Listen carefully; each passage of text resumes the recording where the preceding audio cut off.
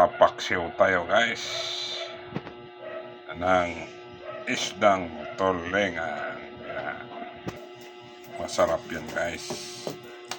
Ang gawin nating luto dyan, simple lang.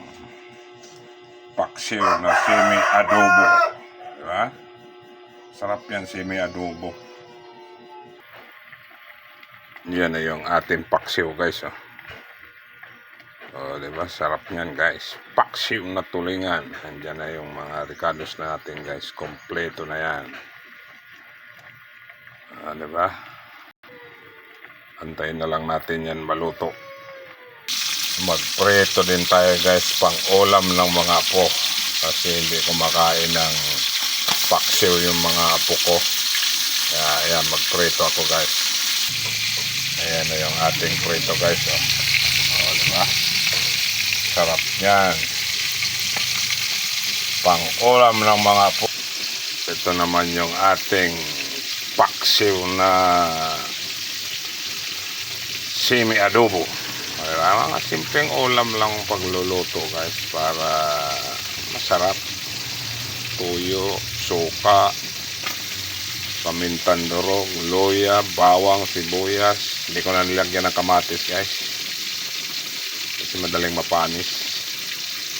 Ayan, nilagyan ko ng konting sabaw na tubig yan guys para mag-absorb yung lasa guys doon sa laman. Pero patutuyuin natin yan guys, yung sabaw na yan. Diba? Ganyan ako magpaksiw. Malapit na ating preto maluto guys. Ayan, balik ta rin pa natin uli yan. Ayan, luto na yung ating preto guys.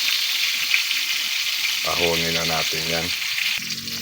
Ayan, luto na guys. Luto na ang ulam ng ating apo. Mga love na love ko yung ating mga apo guys.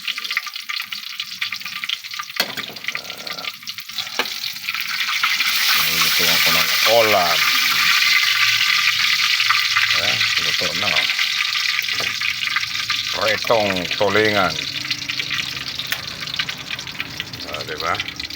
Ayan na guys. Yung ating paksiw. Ayan pa. Mukulo pa. Ayan, luto na rin guys ang ating paksiw.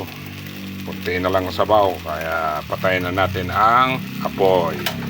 Bye bye. Pag-share na lang, pag-follow ng ating video. Salamat.